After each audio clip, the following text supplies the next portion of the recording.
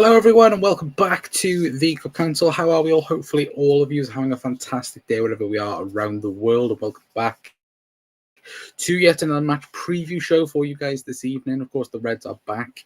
The league is back as well. Let's not lie around that because, again, it's not international footy anymore. It is purely Premier League action and, of course, league action for the next 3 months, which, again, fantastic. Anyway, but, again, hopefully all of you are good. Hopefully everyone's well. And, yeah, welcome back to another match preview show. Look, let's not lie around it. I don't think any of us are really excited about Liverpool being back in action so far this season, but hopefully it will be a turning point in the season, because this is now really a run where Liverpool are pretty much playing every 3 days now, up until March. So look, at the end of the day, hopefully it'll be a turning point for us. Anyway, but like I said, we'll talk, of course, about Liverpool v Forest. We'll talk a little bit about other stuff as well, and get your guys' thoughts, of course, and we'll talk about, obviously, about injury news, and we'll talk about Forest as well. But how are we, chat? Hopefully everyone's good. Hopefully everyone's well. Evening, Cal. Hopefully doing well. Saying hello. Hello, Ozan. Hopefully doing well. Colin with a fresh haircut. No, my haircut's like a week plus old. It's just because I got out of the shower like half an hour ago, or whatever it was. Ozan, how long you've been away as well? A very long time. Tom looking like a young Joe. Jesus Christ, a young wee Joe. The Brendan Rodgers-esque. To be fair, speaking of Brendan Rodgers, there was talk, wasn't it, that he could be going back to Swansea. But I don't think that's going to be the case. I think former Liverpool assistant, I forgot his name. But yeah, I think if you guys know the news, apparently he's meant to be the next Swansea manager. But it'd be interesting where Brendan Rodgers does end up going. I think he'll get another Premier League job at some point, because, again, the resume speaks for itself. But again, I do think that it'd be really interesting to see where he does end up, at least anyway. But speaking, of course, Liverpool v Forest, obviously last season Liverpool didn't beat Nottingham Forest at all. I think Forest was the only team Liverpool didn't beat in that respect. Of course, obviously they beat us last year at Anfield 1-0. Of course, obviously we did draw away from home. Of course, obviously Diogo Jota coming on with Kostas Tsimikas and making an instant impact with 30 seconds on the pitch. And of course, Liverpool then went on to, of course, go on and win the Premier League title off that game. But, speaking, mainly on this game in particular, and like we've spoken about and how we've said already at the start of the show, and this is really a turning point game, really, of the season. Because, again, now this is now the big run-in that normally determines your season. I know that Liverpool already this season have been poor, and the games that we've lost already this season, that already highlights that mainly, doesn't it? It's not the fact that, Liverpool have not, in my opinion, haven't deserved anything really from the games that we've lost. And even before the international break, losing to Manchester City in the way we did, it's not necessarily much the score line. It was mainly the performance as well, which just was not good enough. And hopefully that, it annoys these Liverpool players that much that they'll change it around, they'll turn it around. But of course, with that being said, it doesn't help the fact that we do have injury problems coming out of the international break, which we will get on to a bit later on. But mainly talking about Nottingham Forest and talking about like their season so far. Again, 3 managers, of course, they've had so far this season. Of course, Nuno started out the season with Forest, didn't have a great run. And then, it was Ange's time, wasn't it? It was Ange Postecoglou's time to take over from Nuno Espirito Santos. And then, of course, it all went downhill. Let's be perfectly honest, watching Forest week in, week out. It was a circus. And Marinakis, in my opinion, made that entire situation happen. Look, don't get me wrong, there were certain performances from Nottingham Forest that wasn't good enough. I remember watching Forest earlier on in the season when I believe they played West Ham and they got, they probably deserved all 3 points in terms of beating West Ham, and then West Ham in the space of 15 minutes, counter-attacked perfectly and got 3 goals out of it. And that was really the turning point for Forest. I don't know whether or not Forest fans would agree with that. But the whole circus thing of, sacking Nuno and then bringing in Ange, and that whole saga around, like, it's completely different to the way they play, and then even the ending of Ange Postecoglou's time at Forest, it just, again, I think Forest fans would admit themselves that it was embarrassing, watching it unfold, and watching it, all the details come out around, like, him getting sacked and so on as well. But now, of course, Sean Dyche has come in. I believe that, again, they've only lost one game in the last 5 in all competitions. And just taking a look at it now, the only game they've lost in the last 5 was against Bournemouth. So, look, it'll be a difficult game tomorrow. I'm not going to sit here and go, oh no, Liverpool can absolutely steamroll Forest, because, look, yet again, it's going to be what Liverpool's kryptonite has been this season so far in terms of long balls, but low block defense yet again, and Liverpool have to do and deal with that without Florian Wirtz, and that's the big annoying thing coming out of the international break and coming out of today's press conference, was the fact that there's no Conor Bradley and there's no Florian Wirtz for Liverpool, which is a massive blow. Of course, speaking on injuries and so on, Arne Slot mentioned that Alisson is back, which is great news. It's great to have Ali back. But Florian Wirtz is out with a muscle injury. It looks like it might be a week that he's out for, maybe 2, which isn't as severe as Conor Bradley's. But again, there was reports suggesting that Conor Bradley could be out for 4 weeks, which, if that's the case, he's going to miss a tremendous amount of football, considering already Liverpool is suffering without the likes of Jeremy Frimpong, which now means who on earth is going to play right back for Liverpool tomorrow? That's the big $1 million question for us, because once again, Liverpool have no right back at the moment, and it's highly unlikely that Joe Gomez will come in for Conor Bradley at the moment, because, again, we're so short in the centre-back department. You just imagine if Ibu or Virgil, touch wood, it doesn't happen, but if one of them get injured and Liverpool are then narrowed down to pretty much nobody at centre half, really. And I think it's probably a question mark for tomorrow of who's going to be playing at right back. Of course, the names automatically come to mind as Dominic Szoboszlai, Curtis Jones potentially, 2 players who has played there before under Arne Slot, obviously Dom more recently. The other name that could possibly be in the hat is obviously Calvin Ramsey. Had the cameo against Crystal Palace in the Carabao Cup, which, whether or not he's going to get an opportunity to thrive in that position now, I'm not too sure.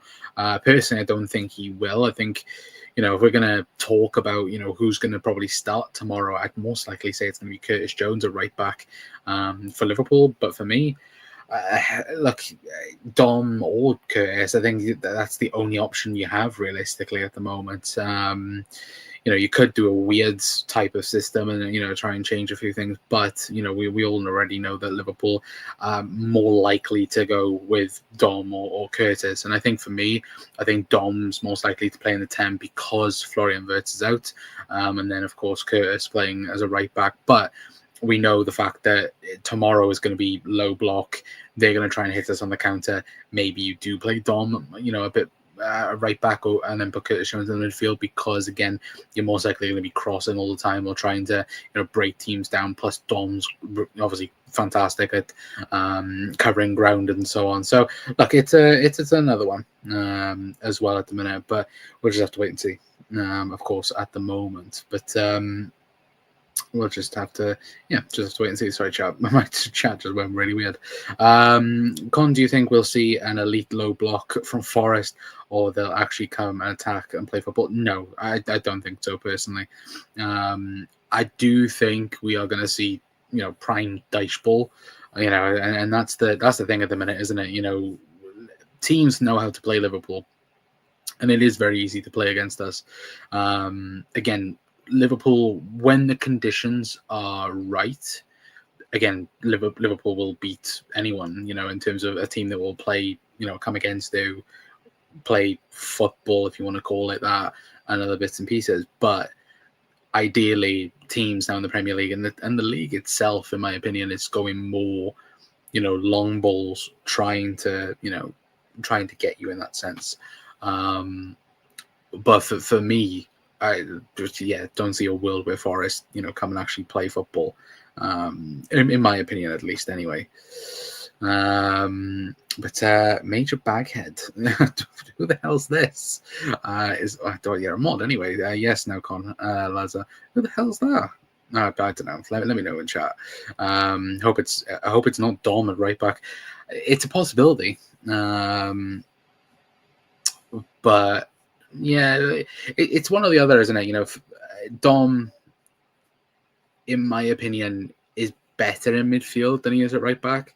But again, you don't have options. At the end of the day, it's Tom. Hello, Tom. Why have you changed your name to that? That's weird. But no, for me, I think Dom, in my opinion, is better in midfield. But I also think in a game like this, he's better at being a bit deeper than playing the 10. Like, I'll quickly show. So I was mocking this up just now. So in my opinion, for tomorrow, this is how the team will be. This is how I see Liverpool playing tomorrow. Hang on a minute, chat. Let me quickly make my face go there. There we go. So, and I will make this a bit bigger for you guys so you guys can see what I was going on about. Oh, we don't want it that big. Jesus Christ, con. There we go. Is that better on stream? Actually, no, I'll make it a bit bigger. There we go. So, this is how Liverpool set up tomorrow. And to answer your question, Ozan, yes, he is allegedly fit. Whether or not we do get to see him in the starting 11 is another question. Because, a bit of a spoiler for starting 11 predictions. I do think Ekitike probably starts up top for Liverpool tomorrow. I think the problem is with Alexander Isak, you have to now bed him in again because, again, he didn't play no minutes for Sweden, didn't really get an opportunity to build on, coming back from injury. So it's that at the moment, isn't it? Where, yet again, we're talking about Alexander Isak being injured for Liverpool and not being able to realistically play minutes. For me, though, I do think, again, he should be given opportunity and should be given minutes. But, at the minute, I think Ekitike, at the present moment in time, is currently, performing exceptionally as well. But what I want to talk about mainly for Liverpool tomorrow, like, this is the team I think we're going to go with. I think it'll be Kanate, Virgil, Kirkes, I think will bomb up and down the wings and try and obviously overlap and try and create obviously cross into the box. But the other question mark as well is whether or not Andy Robertson's going to be available. I think Arne Slot said that he didn't play yesterday because he didn't train yesterday, sorry, for personal reasons. Again, not too sure what they are. But it'll be interesting because I think if Forest was going to try and be a bit more attacking, I think it probably is Robbo, and as so Ozan says, but the only swap I'd make is Robbo at left back. And that's the thing, like, if Robbo was going to play, I think Liverpool would try and do, so it'd be Kanate, Virgil, and then say it would be Robbo there, and then you could, in a way, push Dom there, Maka there, shift grab over and try and play like that if they were going to be a bit more attacking. But the problem is, we know for a fact that's not going to be the case. We know that Forest, even though they have players that can play, good football, and we've seen it at times. We've seen it under Nuno. We've seen it, individually, they have good players. Again, Chris Wood finishes opportunities. Morgan Gibbs-White, again, there's a reason why Tottenham wanted him so badly. As well, Elliot Anderson, I think he's going to be not saying Forest isn't a big club, but what I mean it is in terms of, an Arsenal, a City, a Liverpool, United. Well, not United, because to be fair, Forest are around there at the minute. I think Elliot Anderson's going to be that player that a lot of teams are going to want, even Chelsea. I think Chelsea could possibly go after Elliot Anderson alongside Caicedo. but for me, he's the one as well that you have to watch out for tomorrow. And that's why the midfield is so important tomorrow, because, again, looking at the prediction for Forest in terms of their lineup. Now, of course, this is according to FootMob, but again, the midfield of Yates, Anderson, and Morgan Gibbs-White against Dom, Maka, and Grav. It's going to be huge tomorrow whether or not Liverpool win that battle, especially when, again, they have pace. They have, people that can get at Liverpool. But again, I don't know whether or not they're going to go and play long ball, or whether or not they're going to come at us. I think it'll be a mixture of both. I'm not going to lie. But I think this is probably the best team that Liverpool have at the minute. I think if Florian Wirtz was available, I think you most likely have, I think you probably do that, don't you? You probably have, let me quickly put it back to what it was. So you have Kirkes there, Virgil, Konate, and then you have Curtis Jones playing right back. Or if I quickly do that, you could have him shift in. Dom, I think most likely would then play there.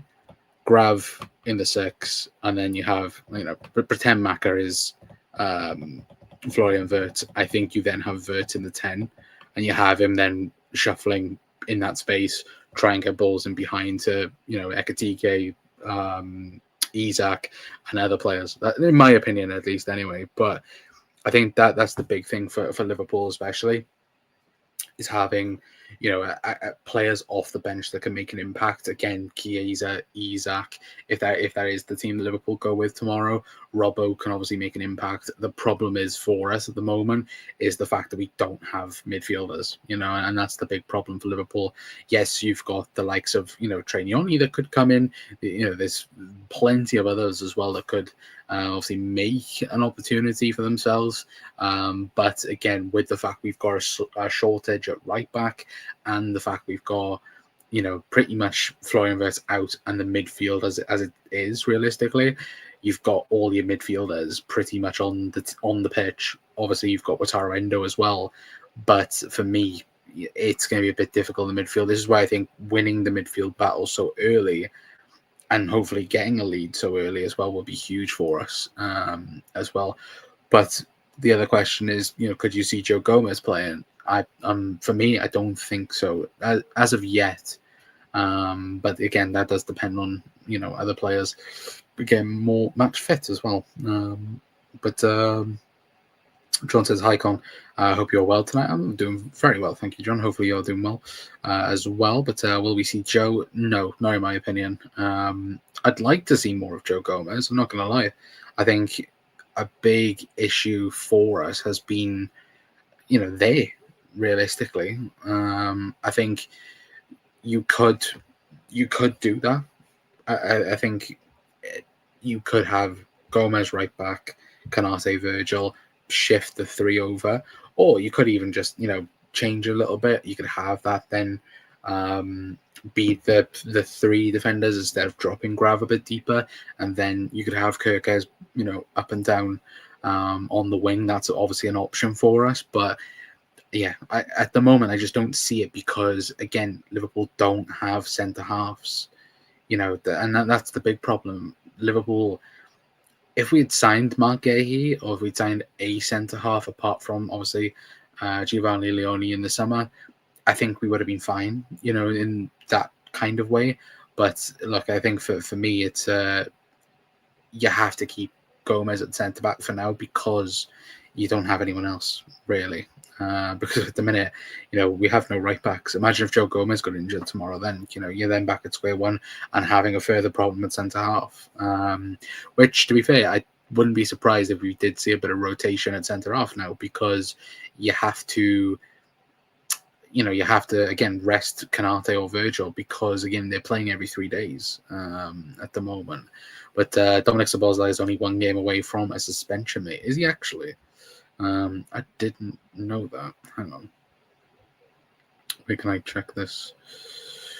That's Alexis McAllister, not Dominic Szoboszlai. Yellow cards. Yeah, he's on 4. Yeah, that's mental, to be fair. Well, we don't want him suspended for next weekend, because who do we have next weekend? West Ham away, so not a bad game, but it's an interesting one, isn't it? But I think for score predictions, for me, like it's going to be a horrible game tomorrow, isn't it? 3 o'clock at Anfield. Hopefully the crowd will be up for it. Obviously, first game back after the international break. I'm going to go 2-0 Liverpool. It's mad to me even predicting a clean sheet at this point because, every game so far, apart from, Palace and not Palace, sorry, from Villa and Madrid, realistically, it's been us conceding goals left, right, and centre. But I'm going to go 2-0. I'm going to go Salah, and I'm going to go Alexander Isak. I think Isak will come off the bench to score for us. Hopefully, anyway, hopefully the game will be done before, even Isak's come on the pitch. But I think, looking at our run-in and, I think we've had a very difficult run, and let's not lie around that either. Liverpool have had a very difficult run. But I think now the next couple of games for us, on paper, looked decent. I think, looking at it, if we've got Forest at Anfield tomorrow, PSV in the Champions League, but I'll just read the league games. West Ham away then next weekend, Sunderland at home on the Wednesday, Leeds away, which, I say that's easy. It's not going to be easy at all. Brighton at home, Spurs away, Wolves at home, Leeds at home. Wait, we played Leeds twice in a couple of... Oh, yeah, we do. Leeds at home, Fulham away, and then Arsenal away. That's obviously that's then the stopgap then, really.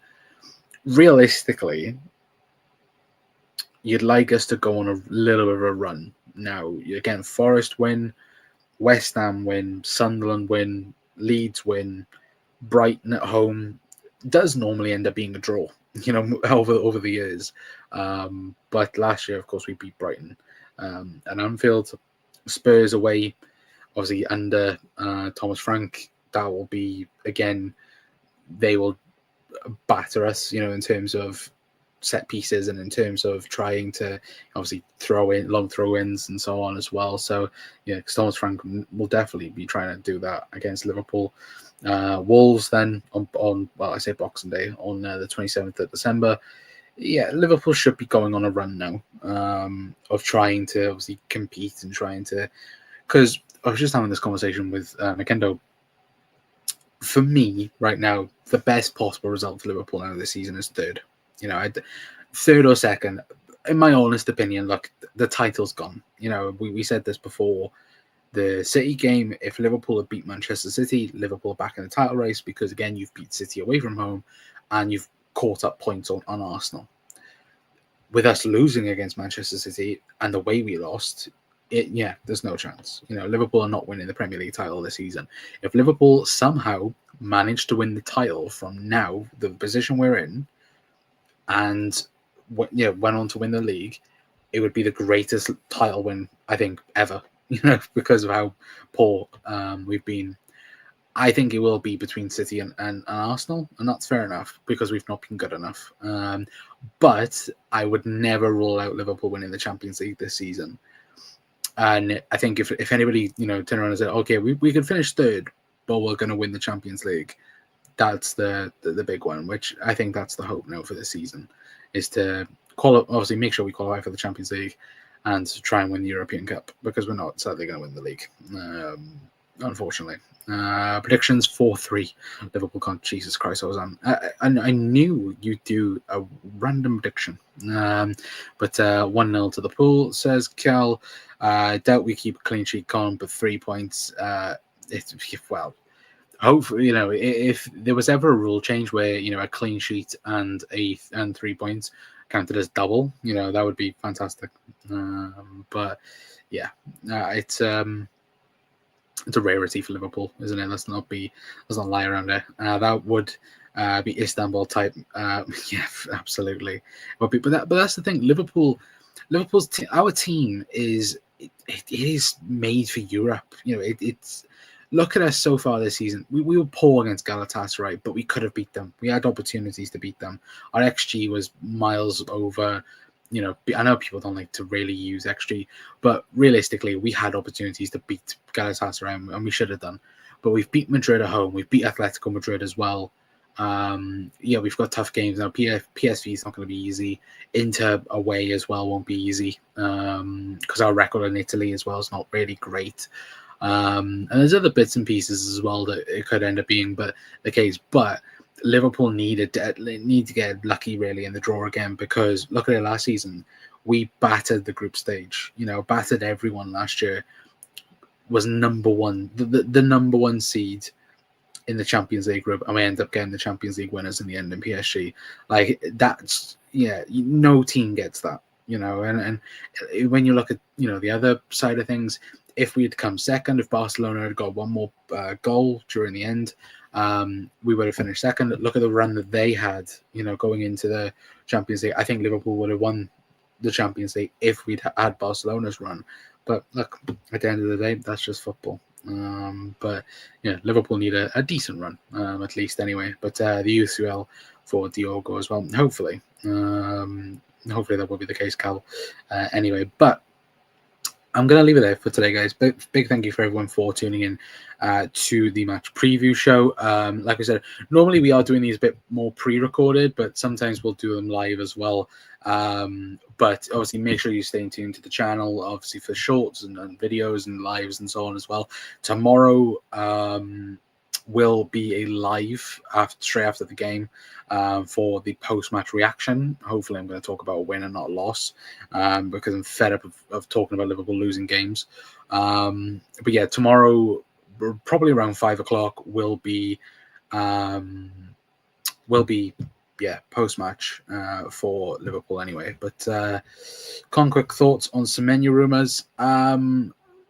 Like them, kind of, but Liverpool need more than just Semenyo. Semenyo is decent, but is he the guy that Liverpool should be going for £65 million? I don't know. Again, I trust the data team and the people that I think kind of know that they effed up a little bit with certain signings. Not saying again that all the signings were terrible, because they were all the signings we wanted. But I think Semenyo does fix a lot of what's wrong at the minute with Liverpool. But I also think signing Mark Gahey also fixes a lot of what's wrong with Liverpool at the minute anyway. So like if we get Mark Gahey and Antoine Semenyo in January, that would be a brilliant window in my opinion. But look, that's just my thoughts. But yeah, I will hopefully see you guys tomorrow for the post-match, at least anyway. Like I said, we're going to be doing a lot more content on the channel, obviously, with football coming back. So make sure you are staying tuned to the channel. Make sure you're hitting the like button to the subscribe button as well. We did put up a short earlier of course, of Arne Slot's press conference as well. So obviously we do post that as well. There probably will be a clip from this live stream as well, as talking about the right back situation. Let me know your guys' thoughts as well in the comments, because I know people do watch on the repeat as well on who's going to start at right back for Liverpool. For me, I think it'd be Curtis Jones tomorrow, in my opinion. But look, hopefully you guys have a good rest of your nights, and I'll hopefully see you guys for the post match tomorrow. But I've been Connor from the Cop Council. We'll see you guys later. Ta-ra.